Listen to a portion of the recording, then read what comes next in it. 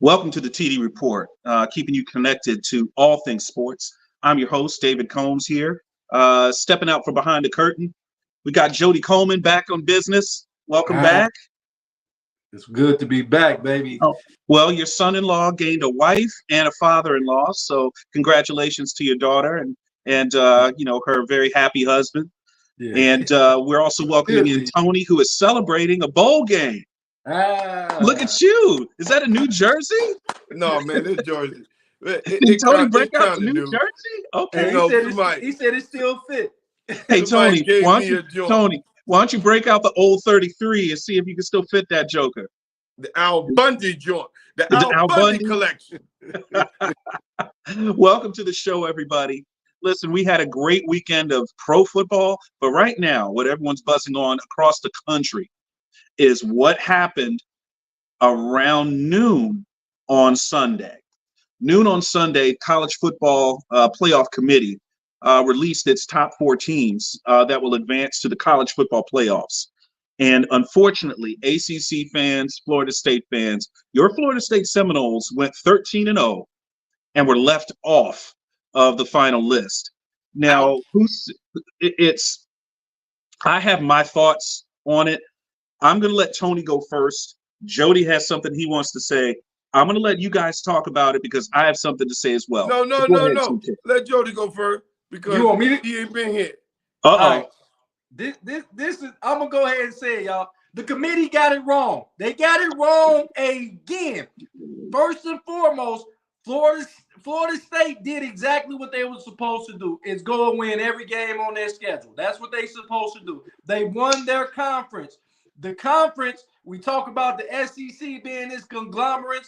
Nobody can beat them. Where the ACC is 6-4 against that conference, Florida State is 2-0 against that conference. They went and played LSU, beat LSU when they were fifth in the country. They went and beat Florida in the swamp with a backup quarterback, plus 10 points. Then you got Alabama. Alabama loses by 10 at home to Texas. They lose by 10 at home. Texas, they lose to Oklahoma. That's not even in the top 10. And I'm going to tell you why they got it so wrong, everybody. They got it wrong because they say, oh, we got to have the four best teams, right? So why is Ohio State not in it? Ohio State lost to the number one team in the country by one possession where we had the ball driving the score on the road. So why we won in the top four. Ohio State's won in the top four. They better than Texas. They should have been better than Alabama. If you you say the best four teams, so that's not right. The thing about it is the committee got it wrong. It's like you better lose your games early because you're gonna get a chance to get in there. Ohio State loses to the number one team in the country. The number one team in Georgia. Georgia will wipe everybody clean that's in the playoffs. If they play Alabama again, they probably beat them too. So you leaving out Georgia and Ohio State. If you're talking about the best four teams, because if college football had it their way, it'll be Ohio State, Michigan, Alabama, and Georgia. So, no, they did not get it right. No, they did not get the four best teams in there. And I'm going to say this, I know Tony chomping at the bit. Ohio State and Michigan game need to be moved to the third game of the season. So, it needs to be moved to the third game of the season so they can potentially play twice. Because nobody wants to see Ohio State, Michigan in back-to-back weeks, and nobody wants to see Ohio State, Michigan back-to-back weeks, and then see them again in the playoffs. So well, hold on, Jody. Ohio State and Michigan can never meet in a Big Ten championship game. No, they changed it. They're going to change it. They're on the same. It's going to be the best two teams in the conference. That's what they want to do. They don't want to have it East and West. They want to have it where it's going to be the best two teams in every conference, even the SEC, because I would love to see Alabama play Georgia more often rather than just in the championship game as well. So my thing is they need to move that Ohio State game like Oklahoma and Texas. Because guess what? If Oklahoma and Texas was the last game of the season, Texas wouldn't be in there. Correct. They would have lost. I'll throw this in before Tony jumps in, just before you get in. To give you the ACC perspective on this, when the ACC added additional teams to get to the 12 to qualify to have an ACC championship game, they put Florida State and Miami, a traditional rivalry game. They put them in different divisions within the ACC so that they could possibly set up an ACC championship game with those two teams. Guess what happened? That game never happened. They never really were able to get Florida State and Miami to both win their divisions, mainly thanks to Virginia Tech. Right. Mainly thanks to Virginia Tech. When the league put that together, they assumed that Miami would handle the Coastal Division and literally win it every year, irrespective of if they beat Florida State or not during the season, because that game wouldn't factor into the divisions. That never happened. It was usually Virginia Tech or North Carolina, and maybe once Virginia was able to get into that ACC championship game. Out of the Coastal, Florida State pretty much did what it was supposed to do. They pretty much they went on the Atlantic Division. They would go to that ACC championship game. I hand it off to my esteemed colleague from Virginia Tech. Go ahead, Tony. On the bowl situation, college football playoffs. Hey, folks. So I don't want to have to play revisionist history here. All you guys last year, y'all got on me when I told y'all it should have been Michigan versus Ohio State, and it should have been Alabama versus Georgia. And then the championship would have been the SEC versus the Big Ten. They missed the best Final Four in the history of the thing, the two biggest rivals on both sides. And then the winner of that will play in the championship game out in LA where there's no connection to any fan base. They missed it because they went after and they fell for the Rocky. See, what happens in America, Rocky always win in the end. So they try to get a little school and they want you to feel good and all that stuff. And I told you TCU wasn't supposed to be there. But, you know, TCU, they beat the crap out of Michigan. They got Michigan. And so when they got Michigan, I said, you know what? I'm going to double down on what I said. I told the dude in the casino they would lose by 50. I was wrong. They lost by 60. They were absolutely awful. They should never been there. Hold on. Because of them, we are here today. Now, Florida State was a top 4 team. With the quarterback actually would have probably had a good shot at taking that Heisman. He outside chance. Outside chance. You never know what happened because when you build up stuff, you never know. That Florida State team I saw on Saturday night. Now, I've seen every ACC championship game since 2005. That was the absolute worst. I've never seen.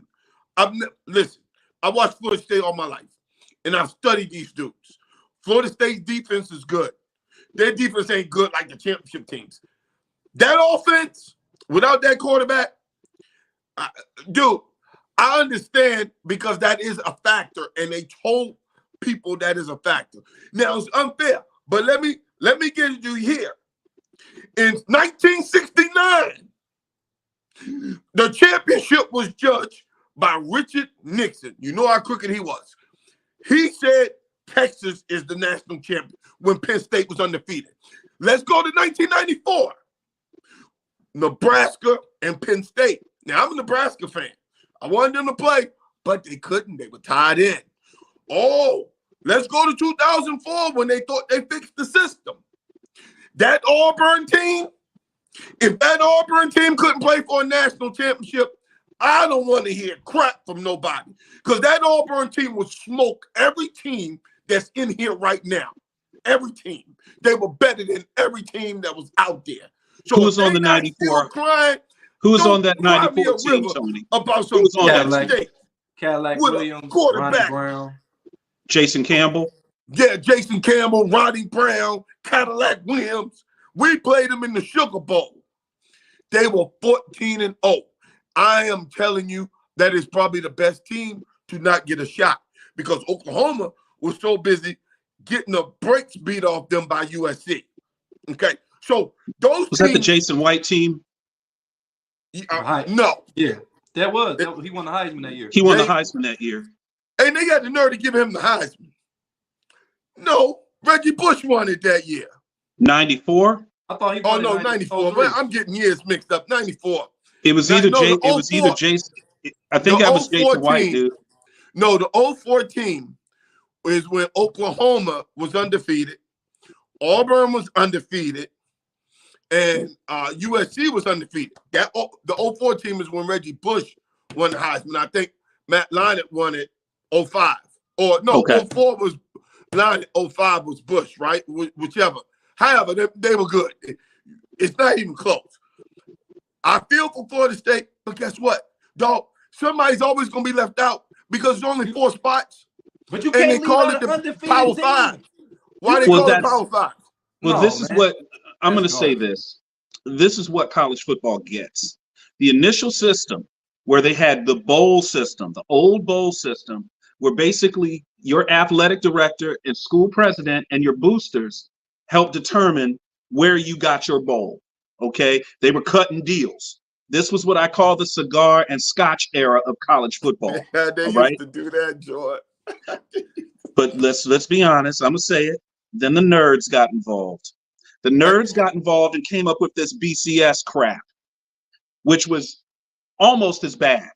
Okay, which is the era that you're talking about, Tony, where you would end up with teams. Okay, there was one year, I can't remember who it was, but I think it was Texas, went into their championship game and absolutely got destroyed by Colorado. I mean, Colorado whooped the dog mess out of them. And Texas still got the better bowl. It just didn't make sense. So the BCS was set up so you wouldn't have what they said. They brought the BCS in so you wouldn't have split polls anymore. Remember, the AP would have a champion, UPI would have a champion, and they would have a split poll. They don't do that anymore, okay? Now we've got the college football playoff, which supposedly everybody wanted. Now we get the college football playoff, and we're still having the same issues, similar issues that we had with the BCS. So, like you said, Tony, Go ahead, there's Jody. always going to be a mistake. I think this. Basketball has a playoff, and they've always had one, okay? And I want to see teams settle it on the field. I'm with you on this, Jody. I want to see these guys settle it on the field. I don't want the nerds involved, okay? You can get, Gilbert and Wormser and, Lamar Luttrell and all the nerds and Lambda that have messed up college football now, because this is exactly what we get. We deserve this as college football fans. We did this to ourselves. My thing is you can't let last year TCU, because TCU actually won the game. So it wasn't like TCU didn't. They went. Michigan would have got their ass beat too. Let's be real. They would have got beat too. They would have got destroyed like they gonna get destroyed by Alabama. That's why you see when they announced who they was playing, they wanted to cry, because Alabama's gonna wear them the heck out. Because they only team they worry about beating is Ohio State. They are 0-9 in their last playoff game. I'm gonna enjoy this. They're 0-9. And it's proven they're only built to try to beat Ohio State. They can't beat anybody. That's why they don't play nobody in non-conference. Look at their best game in non-conference was UNLV. And my nephew plays for them, but that's their best game. They played Hawaii. I'm sorry. You're right. They played Hawaii. They played UConn. This is the team that they're playing, so they're not battle tested they're not battle tested when it comes time, when the rubber meets the road, when it's time. See, Ohio State has a bad season when we don't win the championship. They don't. If we can beat Michigan and don't win the championship, I'm not happy. But Michigan fans beat Ohio State and not win a championship and be waving a flag like they just won a championship. So, but I'm gonna put it like this: Florida State, they did what they had to do, regardless if it was pretty or not in that ACC championship game. And this is what I'm gonna say, Dave, and this is what I'm gonna say, Tony. You know, the best SEC victory that they had was Kentucky beating Louisville. That was the best. That was their best win. Mm-hmm. And Louisville went and Florida State beat them regardless how it looked. See, y'all also want to see guys win by 50. Y'all want to see guys, oh my God, it was so pretty. Football is not pretty, Tony. You playing professional. It's not pretty. It's not. It's gonna be games where it's gonna be 7-6, but guess what? At the end of the day, you won that game. And Florida State, them other guys, because I guarantee this day, I guarantee that quarterback that played is a 5-star. Because you ain't going to Florida State unless you're a 5-star, 4-star quarterback. Give that guy an opportunity. Hey, Jody, I wanted to say this. Hey, folks, this is me. Jody and I do this all the time, and this is great. What I want to say to you guys is, we all have been had. We have been had. We have been had. We've been hoodwinked. This was the last year of 4. They had to do something to bring you. Just when I try to get out, they bring me right back in. You're right. You're right. Do you know the numbers for next year? What the numbers are going to look like when they go to 12? Do you know how many people are going to watch now because of the hatred? Because I can't stand them. They did them wrong. And the narrative, man, these dudes are the smartest dudes because they got us. Because right now, they gave us free drugs. True. And we are eating it up. And we And there cannot you go. wait until that You're first right. Saturday and Sunday in December next year to see who have made it. Who is going to be the 13th, 14th, and 15th team left out? I will say that 12 teams is too many. I think that 8 would have been fine. I think 8 would've been is better. where we need to. I Hey, we think got 8 the guys is the in the best green number. room. Let's bring them in. We're going to talk about that transfer portal. let's Because you talk got about to it. talk about that. Go ahead, bring Do them we in. have a guest on? Bring them in. You bringing your guest on tonight? Yeah, they're bringing in Big Al Calais. Al, you need to fix your stuff. My man Al coming in. Hey, Yeah. before Al get on there, hey, the NCAA, if you listening, in the Big Ten, y'all need to move that Ohio State game up against Michigan. Y'all need to move it to week Jody, 3, like they do Oklahoma, Texas. They're never moving that game. You got to listen what I'm saying. Oklahoma, Texas, Oklahoma and Texas benefited. They gonna get it. They gonna get a second game though, Tony. Would you rather one game? You want one game? They may not get a second game. Or you want 2 games? Well, let's talk about that. I talked with Tony earlier before we got Jody on. Changing this bowl system or transforming it into a championship playoff has been very difficult because the way that these bowls are so traditional for the cities, states, and towns that have them, for example. And what a lot of us don't know that haven't actually been to a bowl, I would say when you turn a TV on and watch a bowl and you ask a Michigan fan, you ever been to the Rose Bowl? No. My lifelong dream, though, always wanted to go because not everybody can go to the actual bowl and go through all of the pageantry, the tradition, and all of what it entails to be in a bowl game. Most fans just turn the bowl game on and watch it on TV. Yep. There's usually a festival, a parade. The teams in the hotel have a dance the 2 teams have a dance off.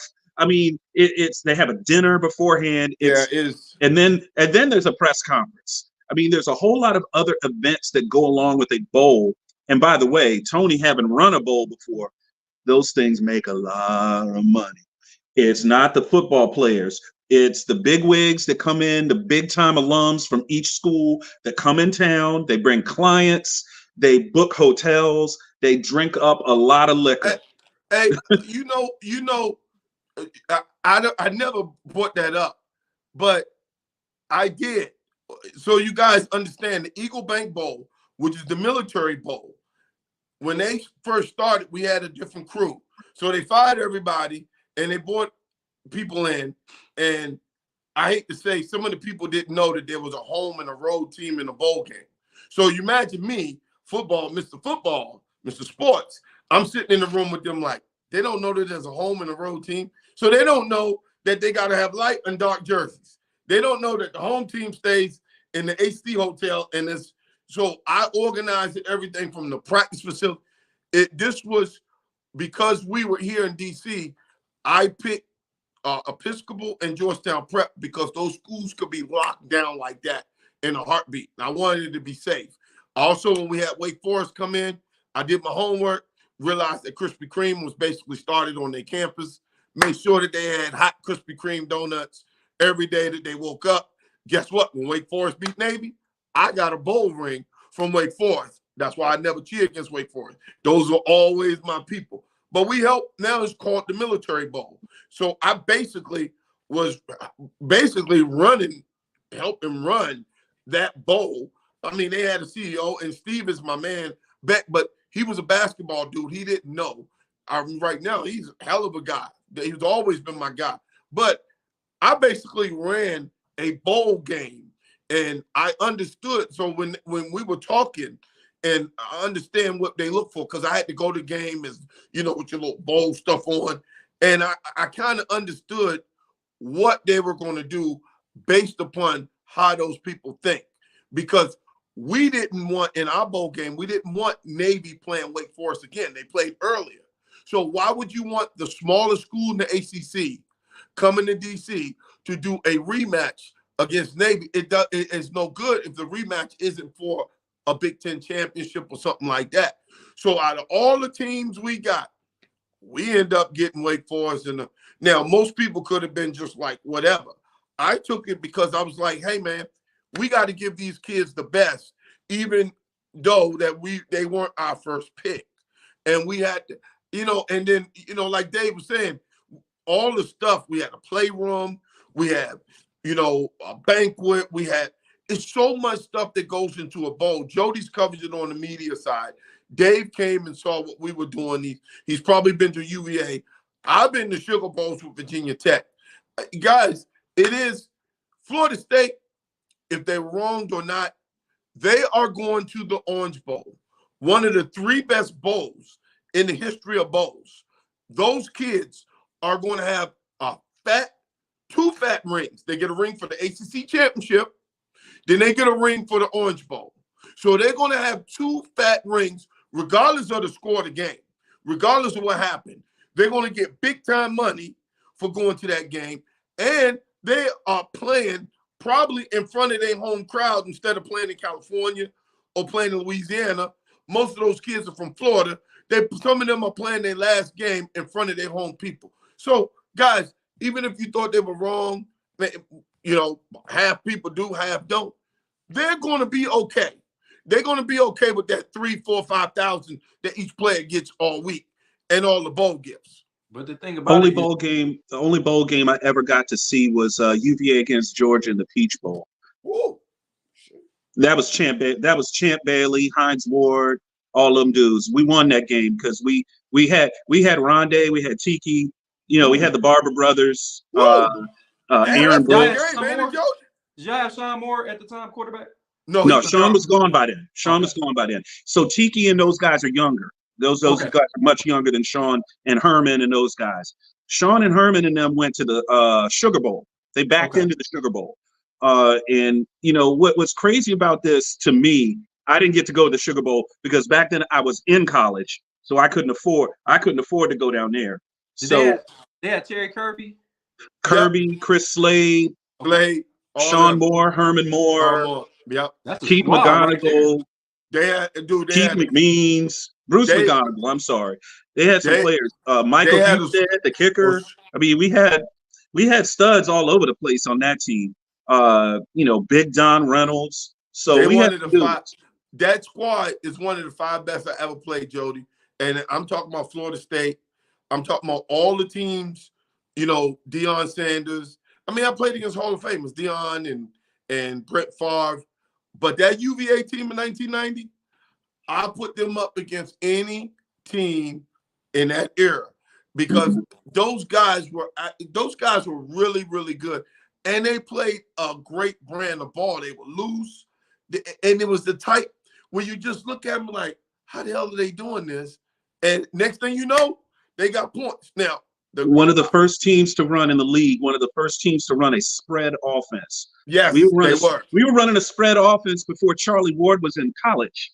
This was before Florida State got in the league. Before we were all running that, a 6'1" quarterback out of a spread, multiple offense. We could go under center. We could hand it off to Kirby.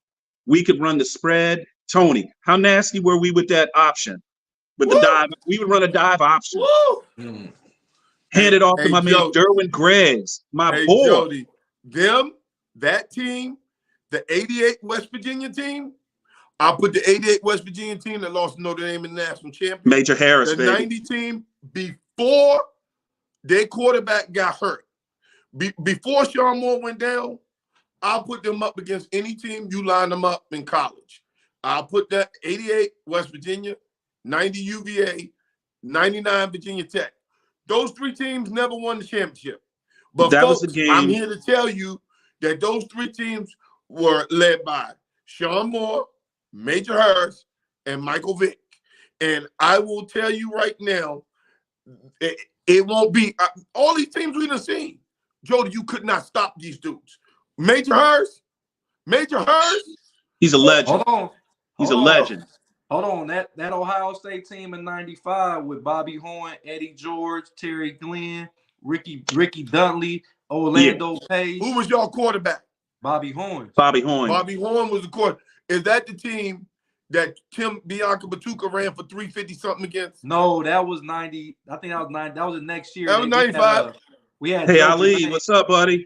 Hey, what's up, going on, guys? How's it going, What's man? going on? We had Joe Germain, that quarterback. guys team. Oh, yeah. That's when y'all beat Arizona State in the Yeah. Rose Bowl at the end of the joint. Y'all It's a cost me David my Boston. three-team That was parlay. David Boston on Yeah, that that was team. David Boston, and they had Yeah. D Miller, Yeah. and then they had they interchanged quarterback. Had Stanley Jackson and Joe Germain at quarterback. That was Right. Stanley Jackson and them, man. That was like mid-90s. I miss them days, man. But the 95. Well, that was a different era, Tony. That was the old bowl era. That wasn't BCS. Yeah, that Oh. was old. Before we get to my man Al, real quick, I'm going to cover Ohio State. I'll be at the Cotton Bowl, Oh, okay. All right. Who they playing? Missouri. Missouri can score. You Missouri. talking about Michigan? Missouri can playing- score. So Man, the- y'all, What? listen, Hold on, one man. thing I like about these bowl games, one thing I will say about these bowl games, in the old bowl system, you get a draw and you end up in the Holiday Bowl or the Napoleon Weed Eater Independence Bowl. You think you're going out there to have you some fun. You fool around with a BYU, they put 50 on your butt. They would drop 50. They sure would. Hey, You Al, fool around and get out there with them. You Hey, don't want to hey, see BYU in no Holiday Bowl. hey, Al, we in college. We talking about what happened to Bobo. Hey, that transfer portal. Because Jody, my man up on the right, he a little sad right now because his quarterback, these No, I'm- dudes didn't give no. No, I'm not. Jody called me last night and said, "Hey man, can you talk to some people because they're looking for some NIL money up here, and my quarterback is looking for $2 million." And I said, Jody, all we can do is 1.5. Can you get it to him? I ain't hear from him, and the next thing I heard was he was in the portal. So talk to us, Al. Tell us about the portal, man. Hey, Dylan Gabriel from Oklahoma is in the portal too. He's gone. Man, a lot of those guys in the portal, man. It's to me, it's a great thing, man. It's about time these kids take control and their family take control of their lives, man, and don't leave it up to the coaches. You know what I'm saying? To me, it's just some things we can do to make it better. But at the end of the game, these kids have choices, man. It's not no longer to these coaches who are not, who can be gone the next day, and they moving all around, and these kids don't have a choice. So I mean, it's anything in life is going to have a negative point to it, but at the end of the day, man, I'm happy for these kids to have choices, man, and it's part of growing up, man. If you make the right choice, good things happen. If you don't, that's life. One of our best contributors on the show, Al Calais, has joined us here on the TD Report. Thank you for joining us, Al. Let me kick this off this way. I like the idea of players determining self-determination. Let's ask about the elephant in the room, because he in the corner taking a big old dunk. Is this good for the sport? It is. I think it is to a certain extent. I think it is because it allows coaches not to stack their team up with 3 or 4, good quarterbacks. It allowed other schools to be able to, to have quarterback and share some of that success. That if you look at teams like Ohio State, I love Ohio State, but once Ohio State can stack their teams up with 3, 4 quarterbacks. You know what I'm saying? Where all these other schools, because the game of football is about quarterback position. And you're even starting from high school. If you have a good quarterback that can throw the ball can manage a game, man, you're going to be successful regardless. So, those days are over where, coaches can't really lie to a kid and say, hey, man, you come here, you're going to get an opportunity to play, you're going to get an opportunity to be the man. Where kids go in and again realize, like, man, you know what? Man, let me go somewhere else where I can play. You know what I'm saying? Actually, because they can't lie to the kids no more, man. Before, it was a lot of these coaches, man, no, just come here, you're going to get an opportunity to battle for a quarterback, to be the guy. And I think that's why the kid from Ohio State left, because he knows there's a 5-star coming in. Oh, and Eric Nolan. Yeah, so Al, it wouldn't be college football if the coaches didn't lie to the kids. Yeah. Come on, man. Go ahead. That's American as apple pie. You Hey, supposed Al, to lie to that's these Jody's kids. team. Jody, talk to us, Jody. Okay. Come on now. I'm gonna go ahead and speak on our quarterback leaving. He kind of got ran out of town. It wasn't he just left. We kind of helped him with his decision. We kind of helped him with his decision. You made some egregious throws in that game, and you had a guy named Marvin Harrison Jr. that nobody can guard in America. One game. Nobody can guard him. Hey, Tony, at Ohio State, there's only one game that matters. Michigan. Dog, y'all ran him out for one game. Come on, Hey, man. Listen, we ain't playing that, man. Listen, He's just a but I'm kid. gonna say this is what I'm saying. And I understand it's a sport, but when did we become athlete students? I thought these guys were student athletes. Where does the academic point come in the transfer portal? Because a lot of these guys aren't going to make it to the NFL. A lot of these guys, where's the educational portion at this? Because you have to have a certain grade point average. Hey, it was never there. They just said student athlete, but it was never there, man. You look at basketball. These guys are traveling. They're playing all these games, man. It's a billion-dollar industry. You know what I'm saying? At the end of the day, those games and those money is what giving students and giving these university opportunity to go recruit the best scientists, the best professors to come work at their school. So at the end of the day, like they used to say, like that library they have at Penn State, that was funded by Joe Paterno. A lot of these libraries and a lot of these, these coaches, because there's nobody paying thousands of dollars to go watch a kid take a test or a professor do what they do. But now, it's reality, bro. Hey, I always say, Tony, like I told Tony, football is king. Football is the world. Like, if you can have football every day, like now I'm realizing, think about this. We don't no longer have the shows like the Martins and these shows that we look forward to watching. Now, you can put any football game from the MAC conference or whatever, and it will beat any TV shows. Right. We hungry for football, man. It's the only game where the drama, everything lives up to it, man. So it's at the end of the day, man, it's what we want. It is what entertainment is driving. And the colleges are finally catching up and saying, we could make more money than the pros. So this is my question. This gonna go today. Why don't they just get rid of the academic standards and let the dude on the corner get in school? Uh-oh. No.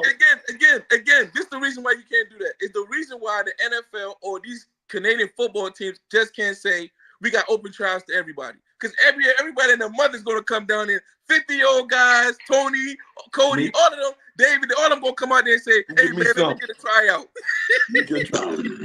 I got one season left. Let me get a tryout, dog. So you gotta have something to say, okay, here's a reason why you gotta make it here. You know what I'm saying? And it is what it is, man. I'm just happy, man, that we live in a place and we participate in a game, bro, that's changing lives every day. You know what I'm saying? Football is changing lives, man. Like it does. Opportunity. I always tell people, I'm from Africa, but sports, especially football, has changed generations, man, to come. You look at Kobe Bryant, a lot of those people, man. There's a reason those people can sit down. LeBron James can have dinner with a president. It's through football. It's not through what he learned in school. Nobody cares about that doctors or that lawyer that's going over. Nah. But those politicians, those people, they want to hang out with the sports guys. They want to hang out with the football guys. Like when I coach college football, you should see how many alumni just want to ride in the plane with the players. Just want to travel to the games. Just want to come to the mixes and say, hey, man, yeah, I'm hanging out with the football guys at so-and-so university. So at the end of the day, man, it is what it is. You have to have educational part of it because it sets a criteria that it dwindles the numbers down. oh, we don't have every Tom, Dick, and Harry that's coming out and say, hey man, and let me go play football. I'm ready to go play football. So, you know what I'm saying? And then the athletic standards, it keeps your school at a certain amount of level. Like the Stanford, like all those schools where it's yeah, we still have the standards. But at the end of the day, you know what I'm saying, sports carries so much, man.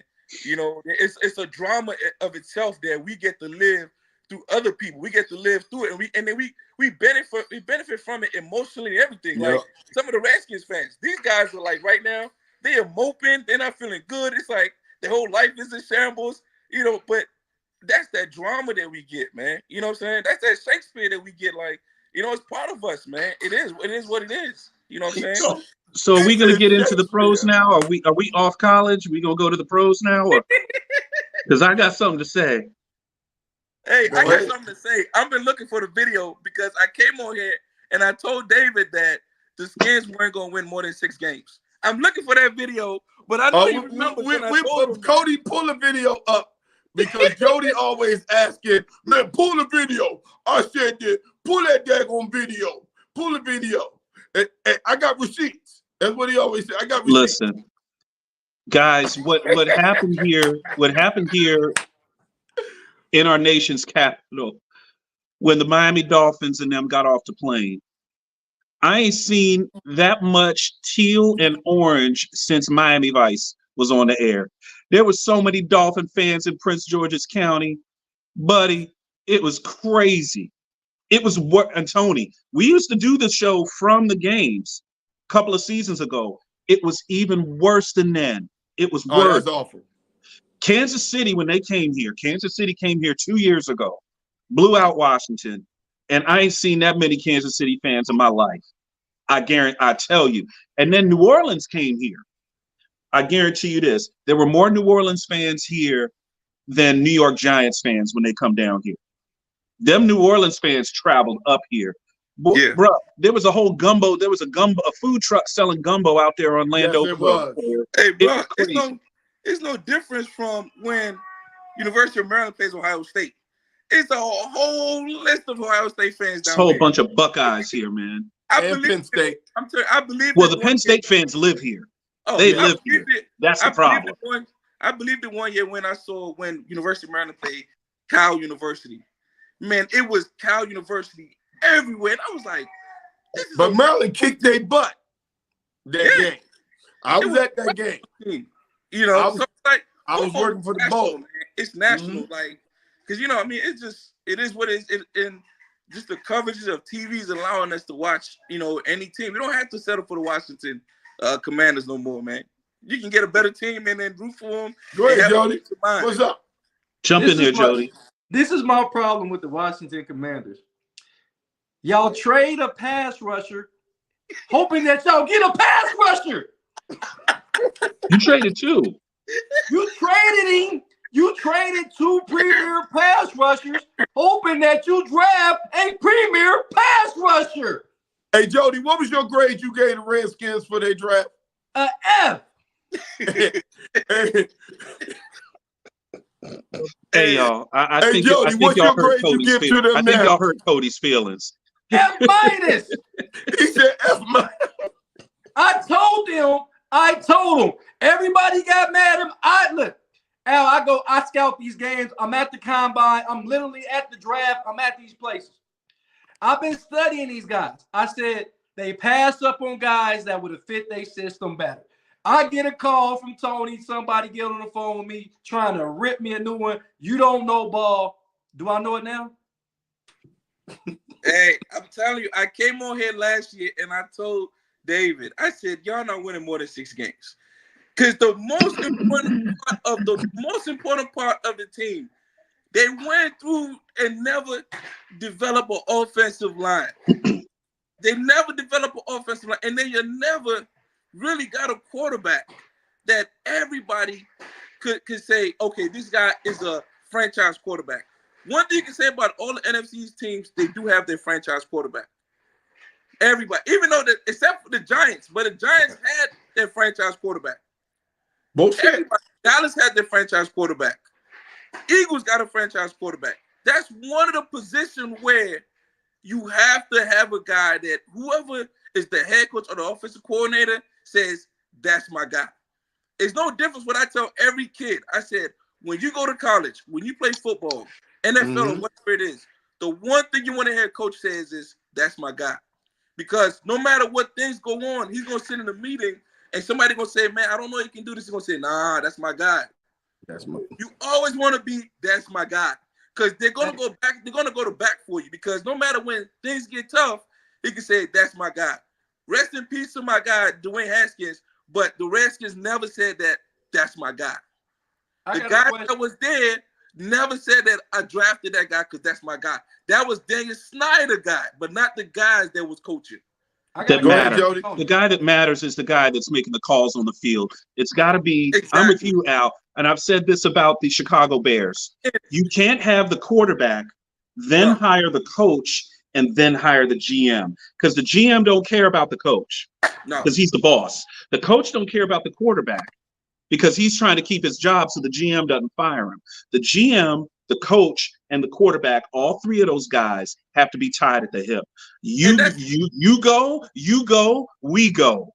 Jody, if you fail, I fail. One more point I wanted to make when I was watching the show last week, and we talked about Eric Bieniemy. Eric Bieniemy is for me.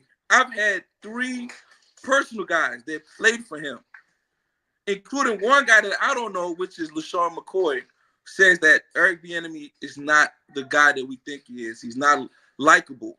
Now, you guys were saying that in these days, you don't have to like this coach, you don't have to like this coach.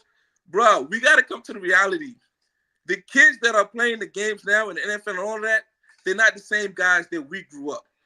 These guys are emotionally, these guys, like you look at LeBron and all those guys, they have an input in who comes on that team. It's a different scenario when the guys are saying to themselves, he's not that type of guy. And the ownership and all of them have to look at it and say, if that's not the case, Eric Bieniemy should have been a head coach. But there's no people or personal players that can say in 100%, that's my guy. Mm-hmm. But I've known Go ahead. Get in there, Jody. Go ahead, Jody. That has said that. And in the matter of football, in this time and age where we're living in, these kids, they have to say, that's my guy. We can't say, man, they don't have no choice. They can do whatever they minutes football. It ain't. We got to adjust to the times that we live in. Just like we have to adjust to the portal and the kids and the NIL deals. It's part of the game. It's changing. You don't change with it. One thing about change, you don't change, it's going to roll you right over. Go ahead, Jody. I guess my question is this. So we got the Washington Commanders, and they have a front four that probably was the best front four in football, right? So you go and trade your 2 bookends that both had over 5 sacks when you traded them. So you say, hey, we're going to stockpile draft picks. Isn't that how you got those guys in the first place? Bruh. So when I look at an organization that looks like this, would you rather spend all these first-round draft picks on a line, on a defensive line, yet your quarterback is a 5th-round draft pick? If you look over history, the only first-round draft pick quarterback you had was RG3 back in 2013. But you expect to win. You expect to win games when you got the Philadelphia Eagles in your division, the New York Giants, and the Dallas Cowboys in your own division. So right there, it tells me that y'all don't want to win football games. Y'all got a head coach that's been coaching for 12 seasons and has 3 winning seasons, and none of them has been with the Commanders. Damn. I'm done. Hey, one thing I have to mention is 2 things. But the first thing I have to mention that you guys can tell me I'm wrong. And I always say this, and guys argue with me. Guys like Tom and some of these other guys. Name the last time. Every organization have to have at least 1, 2, 3 guys that you go out on a limb and you draft. Guys that you scouted, like you said, Jody. Guys that not supposed to be the man. But guys that you evaluate their talent and say, that's my guy. I'm going to go out and get him. Washington haven't had that in over 10 years. Washington has always stayed in a place where they landed like a Chase Young. A guy like it's just that everybody said he's going at this draft at this point, and that's who we take. In order to be a good coaching staff, Washington Redskins haven't been able to evaluate talent.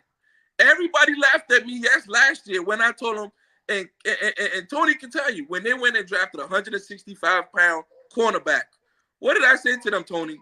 I said, you guys are tripping.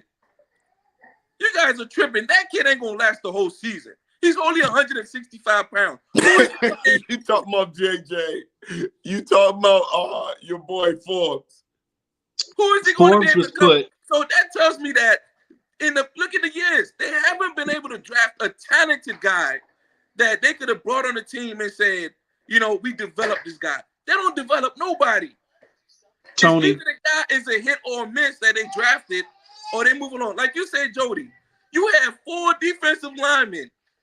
You wasted 4 first-round picks on a D-line. You haven't thought about saying, let me get a first-rounded left tackle.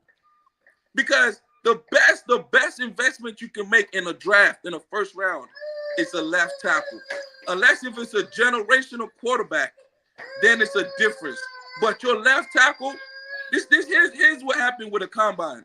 It shows how fast you are, how quick your feet is, how strong you are.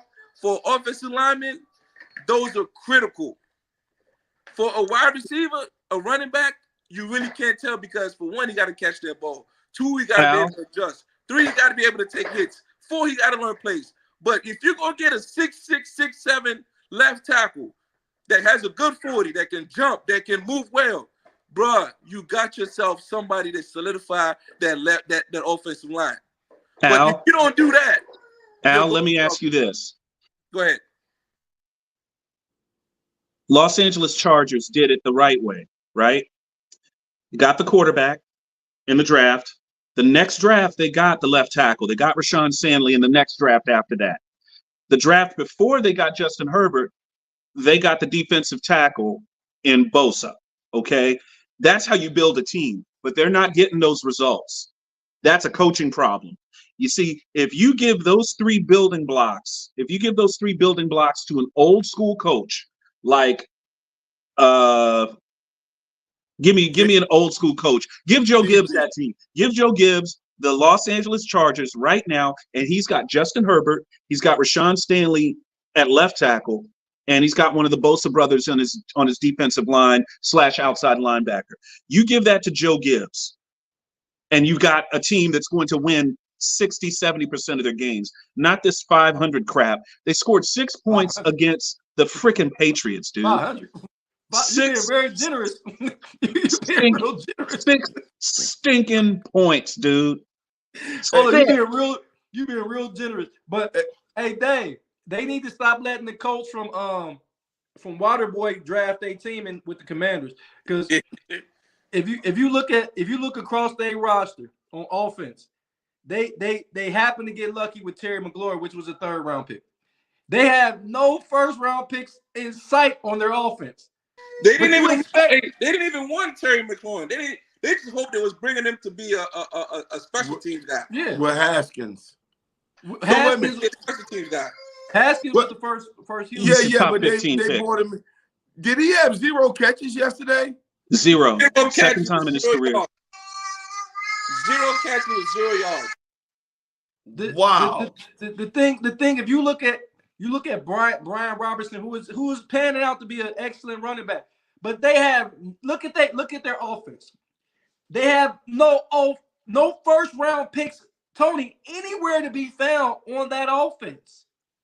Hey, so how can you compete? Oh, well, Jody, they let Brandon Sheriff go. Right. They traded Trent Williams. And those guys were 1st rounders. And Morgan. Hey, but Jody, and then they wonder why they don't run like they used to. Hello? Hey, guys, I think we're missing something here.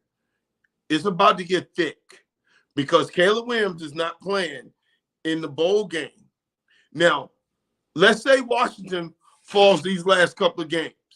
Which they will. They're in the eye for Caleb Williams. Caleb Williams grew up right next to the stadium, Jody. And dude, this is about to get tricky because will Caleb Williams come to Washington? Can Magic Johnson go to his home in LA and convince Caleb Williams to come with me No and way. build his Commanders or No way. whatever they're No going way. to call him. The Bears are going to Wait. draft him, Tony. The No, Bears are going to draft him. Unless it's a new head coach and a whole new GM in there, I would not come to the Washington Commanders. No way. It's the same conversation, Tony. I had David. I had this conversation with Dwayne Haskins' father when he came down. I said, "Here's my option. Is what I'm telling you to do. Either go to LSU and learn how to play the pro style offense, or go to Ohio State." I said, "You go to University of Maryland. Name me in the last 10 years a quarterback that have played a whole healthy season at the University of Maryland. If you can name me one." At that time, they'd had none. None. You talking about the kid from St. John's, all those guys, Pilgrim, all those guys had multiple ACL injuries and no success. At the end of the day, same thing I said. If Caleb Williams' dad look at the Washington in the last 10 years, how many quarterbacks have they had? How many systems have they had? If you want to be somewhere, you look at the past. Ain't no difference in, I tell kids, when you go on your recruitment visit, don't talk to the kids that's there. Talk to the seniors that are leaving. The kids that are there are looking like, buddy, just come on with me. Come join us. The kids that are leaving are going to tell you the real things over there. Like, man, things out here ain't the same way it is. Ain't what it's same. Find somewhere else to go. Nobody, and if it's somebody's brand new, a brand new coach, and one of the problems is a lot of people miss about Washington is the fact that have heard them is the fact they haven't been able to get a real good coach. They have settled for coaches. Any real good coach, and that's what I'm hoping maybe Magic Johnson and those guys can actually change this and say, let's go after and recruit a very good coach. And somebody that can come in, not somebody that's coming here just to say, man, you know what, this is a good job for me. They gave me this job. Somebody that's coming in and said, you ain't gonna tell me what to do. I'm gonna go buy my own groceries. Hey. I'm gonna stop and I'm gonna play. I'm gonna put it in place. Al, you brought that up. Jody, let's go down the list of all the coaches that they had from 13 that was on that staff. It's the coach of the Miami Dolphins. It's the coach of the San Francisco 49ers. It's the coach of the Green Bay Packers. McDaniels. It's the Rams and the Minnesota Vikings. McVay. They were all together on one staff. And you got zero of them. Hey, Tony, Kevin Stefanski was in a tree that's too. because you cannot see talent.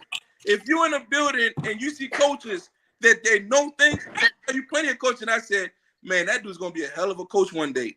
Hey, let's get William. Let's get William on here, Tony. Will, what's up, man? What's up, What's up, man? You fix your stuff. Talk to me, man. Hey, folks, Turn the light on, William. turn the light I'm in on. my- Protectionism. Okay, there we go.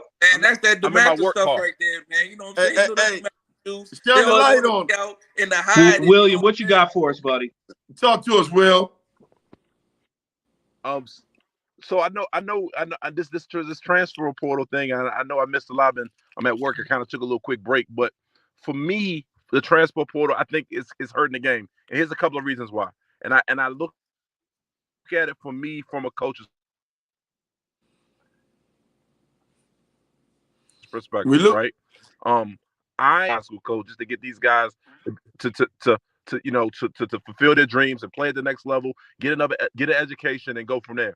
When you hear coaches come to the school and say, "Yo, we think the transfer portal is BS, but this is the way we're going because we need to keep our jobs, so we'll prefer to take an older kid and not give a young kid a shot." And these kids that would typically back, when we played, would do well and get in the car. You're going away, man. Let me fit. I think I see where Will is going here. Will, I think I understand where you're going here. Lefty Driesell used to say this about recruiting. When he would recruit a kid, he didn't recruit him until the kid verbal somewhere. You know why? He said, because that's who we knew who we're up against.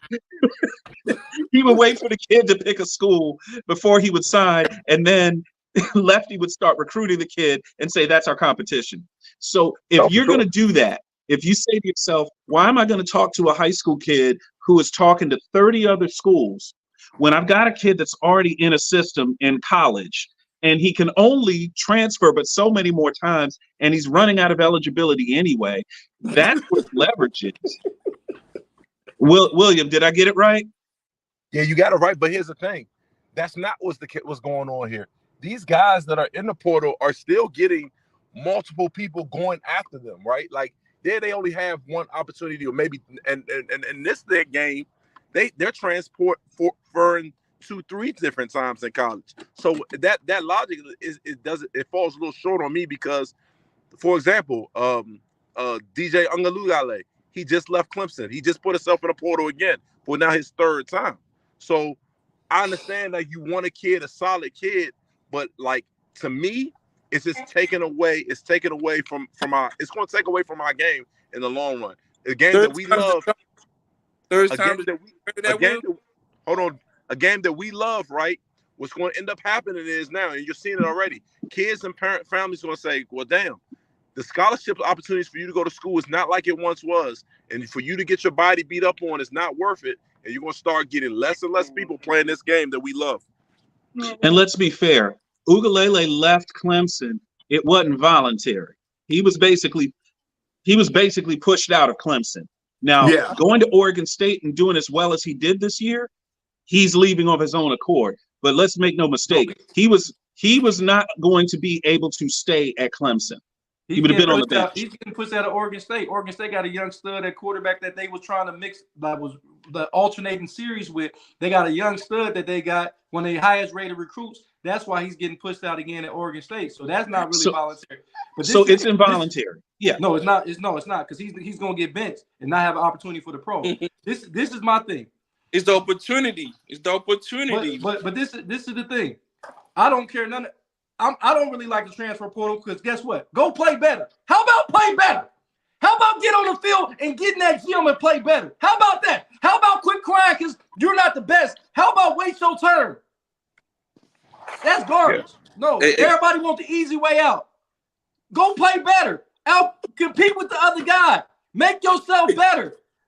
And wait your turn like Jalen Hurts did. Guess what? Jalen Hurts got benched. He got pushed out, but he was a grad transfer. He got better. He had one more year eligibility. He went and got better. All these other guys are leaving after one season. Hey, Tony. Dante Moore is leaving our boy is back. Our boy is back.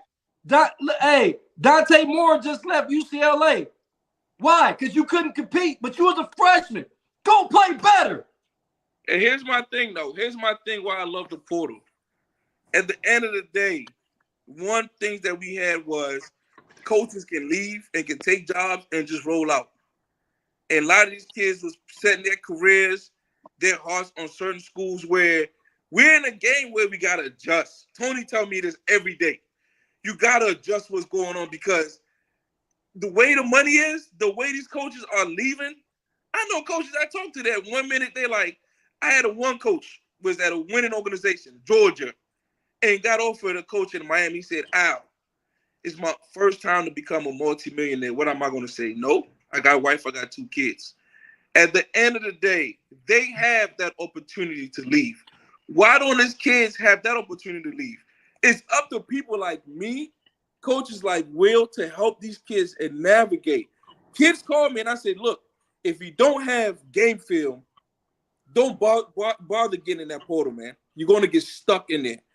Deal with reality. Now, I've had kids where they told me, hey, man, I'm going to, I said, why? If it's a position where you scared of competition, I'm going to tell you, nah, bro, go compete. If it's a position where you already know, I mean, it ain't no difference. I can tell you, like Dwayne Haskins, Will is here. I said, Dwayne, you're going to outbeat Tate Martell. Will know I got an argument with Will. You wait when your year come, you're going to outcompete the guy that's there. So compete with those guys. But we got coaches in these certain programs that sell these dreams to these kids and these families. It ain't no different from what's going on in St. Francis. They sold dreams to these kids and said, you're going to be this, this, and this.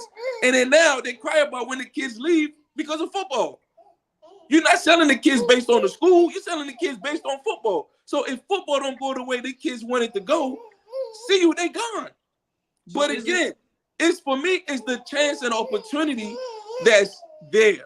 And for once in our lifetime, in a sport where African Americans are thriving in, because you look at baseball, you look at all those things, kids can go pro at any time of the day.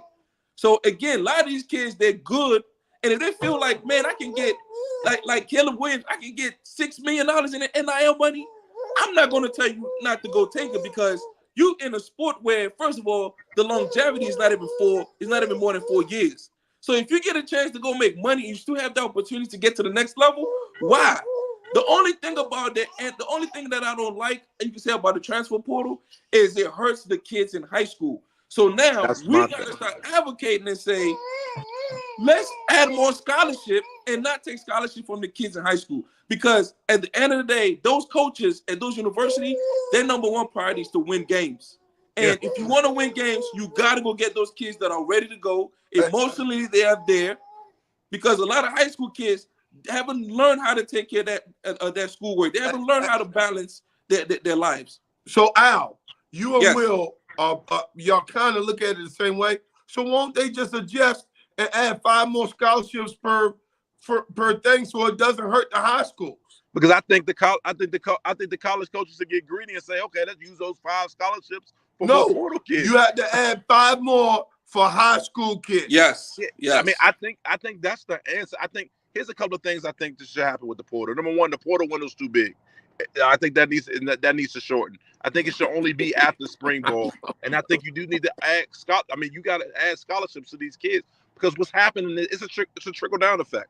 The Power Fives are getting they want portal kids. Then the Group of Fives are going to try to get the trickle down Power 5 kids, and then what happens then? The goddamn 1AA kids, they're like, well, shoot, we can get some bounce backs from those Group of Fives, and then and so it all trickles down. Division 2 and then Division 3, it's no scholarship money there. So you got, you know what I mean?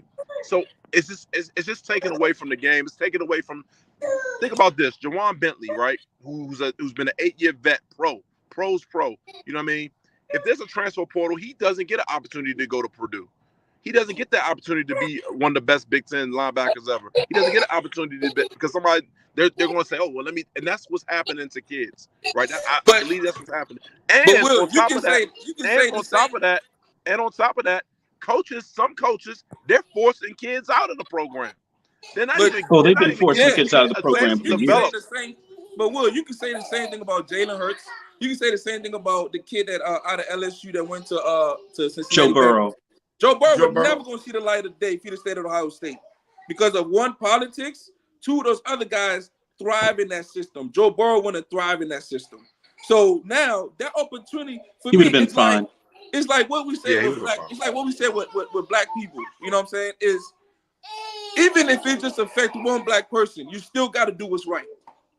If me saying the N-word and it affects 1 black person, then you can't say that N-word because you don't know how it affects. So for me, even if it just helped 1 or 2 people in a portal, it's still the opportunity is there. The rest of the other kids that don't benefit from it is the kids that are making the wrong decision. So we can't sit there and say, let's block those guys who do have the opportunity, who doing the right things, and say, no, you can't go in there. Let's cut. I'm not saying block it. I'm saying how was that them making the wrong decision? The difference when you said they getting sold a dream. You know you ain't that good. Guess what? If somebody comes sit on my couch and tell my son that he's a D1 all-pro wide receiver, and I know he's not. You just sold him a dream, but I know how good he is. What happened to people using their abilities and going out there and playing the best they can play? And guess what? If you don't make it, you just don't make it. Jody, we're in a business where we deal with parents. You can't say nothing to these parents about how good their kids is. It's kids that are trash, and you let their parents tell you, man, my son should be at Notre Dame. I'm trying to tell you. I have this discussion with parents. Like I said, bro, if you're not running a 4.3, you're not running a 4.4, bro, there's no way you can be at these Power 5. I'm just sorry. It's just what it is. It's maybe 5 or 6 college coaches with a straight face can tell somebody's parents that their kid is trash. And one of them is Nick Saban, and the other one is Kirby Smart. But even listen, the fact is, the reality of these parents, they don't have that reality, man. They don't sit there and say, like, it's a lot of kids. I'm like, dude, you can go get a good education, go play D3 football, but you're not going to get offers. You're not going to. I mean, I'm dealing with kids like that every day. And kids and parents are telling me, but we still waiting. I said, bro, listen, parents, listen. If your son hasn't gotten an offer yet at a Power 5, 9 times out of 10, you're not getting an offer because they already know the scholarship's already gone. But no, we just waiting because you never know. Listen. And I said, hey, listen, Tony will tell you, I've had a conversation with people who come to me and say, I want to train for the NFL Combine. I say, what's your stats? Well, I did this. I said, well, what's your 40? Well, I really haven't run a 40, but I'm like a 4.7. Okay, now you think you're going to get an NFL where they want you to run a 4.3? Nobody knows who you are. You're not rated as a draft player. We see a lot of these kids now that are like putting these pictures up saying I'm declaring for the NFL draft. I'm like, dude, you're not even rated. You don't even. Al, did you say your GPA was a 4.7, or is that your 40? Hey, Will, can I ask you this, Will? How do y'all do it over at the DeMatha? Because y'all got like a factory of kids coming in and out. How do y'all keep the realism going over there when they're being recruited? I mean, I think sometimes, here's the thing. Just like everywhere, kids have delusions of grandeur, right? You have to be able to have hard conversations with kids. And sometimes, to be honest with you, it might hurt your relationship with the kid. There's a particular kid that played with me, and I told him I don't think he should go to this school. And fast forward, they took his scholarship. He couldn't play there. And I knew he wasn't that kind of player there, but he didn't listen. And then, because I told him I don't think that you should play there, he was upset with me. He hasn't spoke to me because of that. But I think some kids are able to have those real conversations where they're like, yeah, okay, coach, that makes sense to me. And some kids are not. Some parents are not.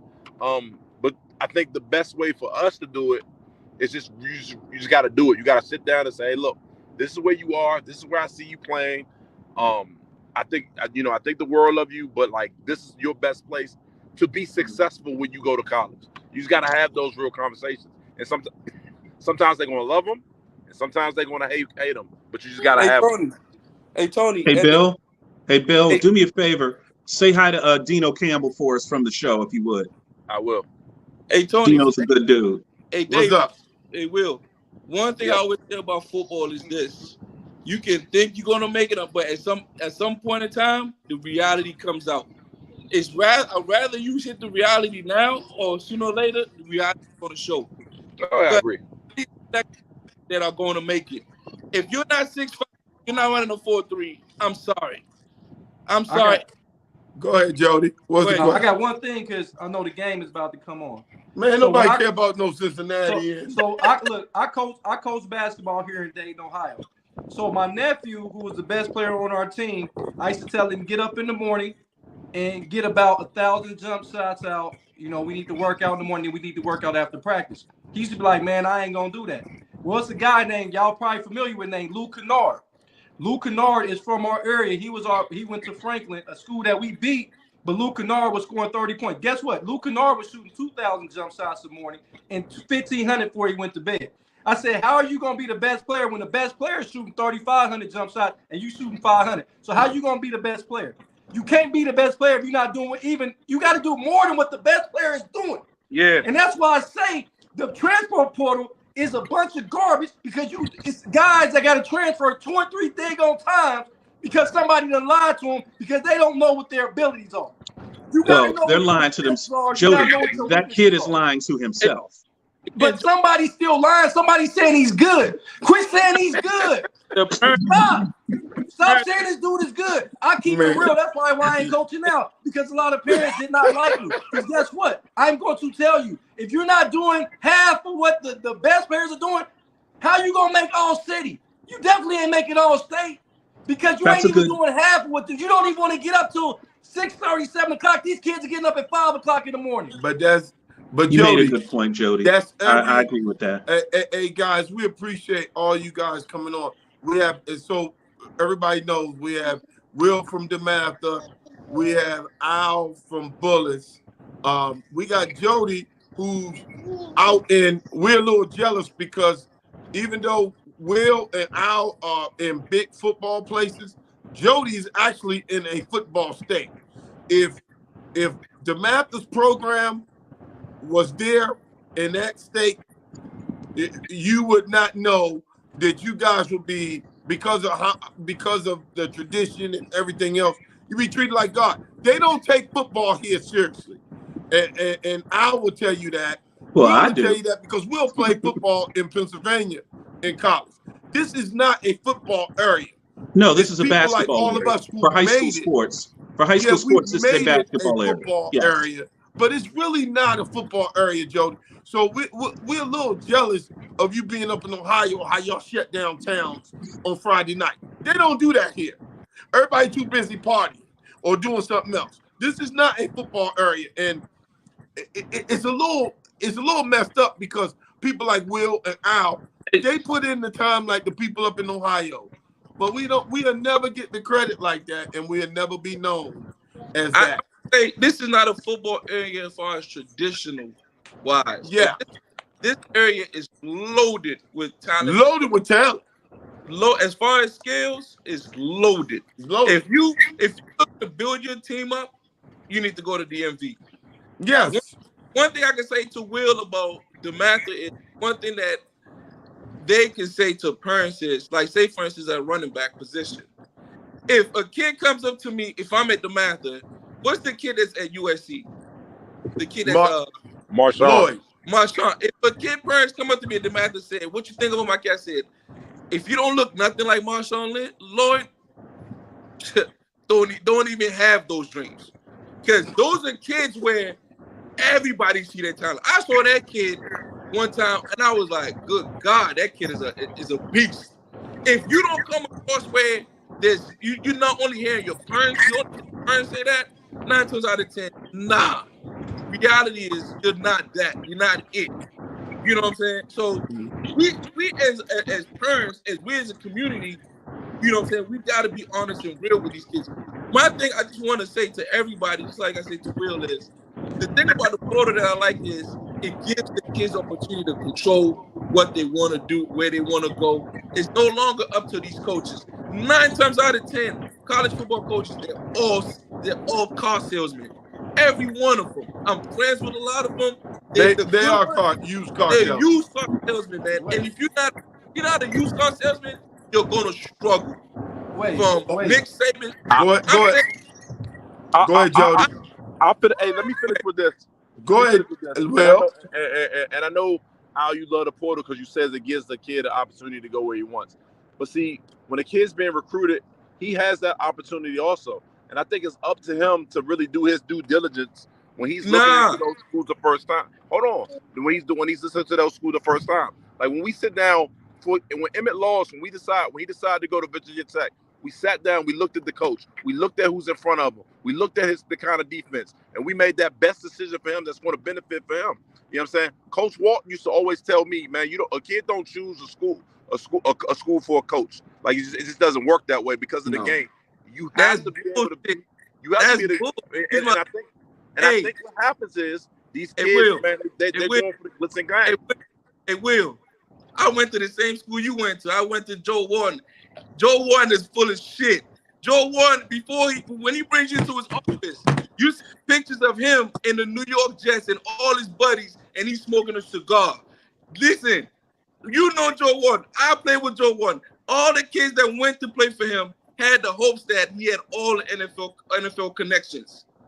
So again, like I said, 9 times out of 10, that don't mean they're not good dudes.